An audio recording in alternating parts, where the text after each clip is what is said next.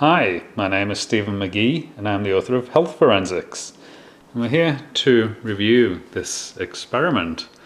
And this is a magnetic field experiment. And each plant has a different magnetic field exposure. And they're arranged in the order of their growth. And this is the first one.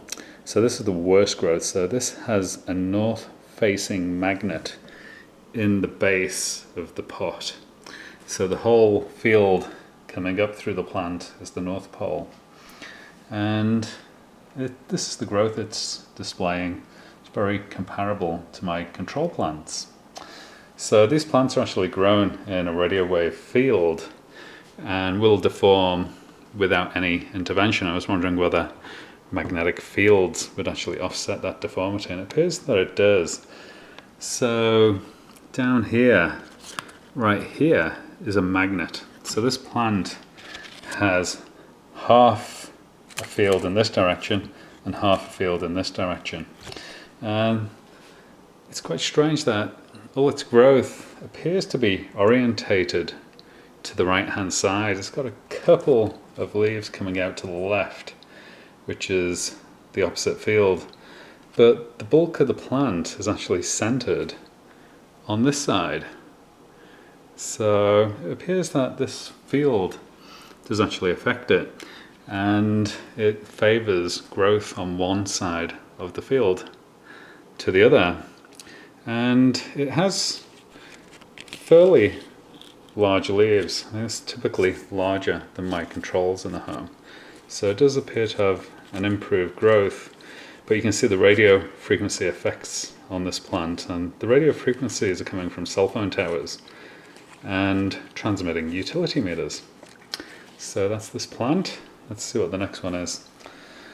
So this one has the plant in the South Pole and the roots are in the North Pole, and right here is the magnet. It's somewhat corroded, but that is a magnet right there.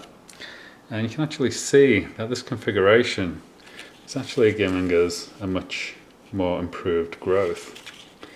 I thought that was interesting.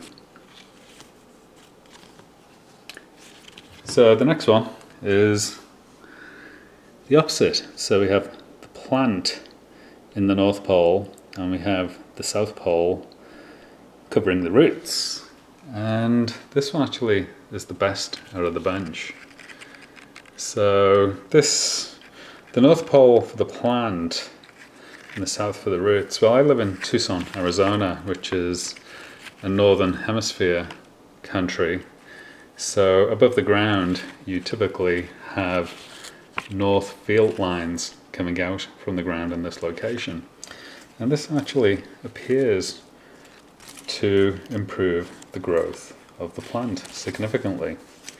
As I say, these are radio frequency exposed plants, so to get this kind of growth is actually quite unusual. So that is definitely the best plant so far. Now I have another plant. Now this one has the South Pole facing up, so down here in the base is a magnet and it has its South Pole filling the pot and the plant with the South Pole field. And the reason why this plant looks so good is it hasn't yet deformed.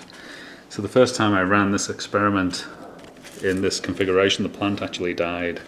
So this is the replacement plant, and I'm waiting to see if it is going to die or whether it's going to show some interesting growth patterns. And as soon as it deforms, I will do another video.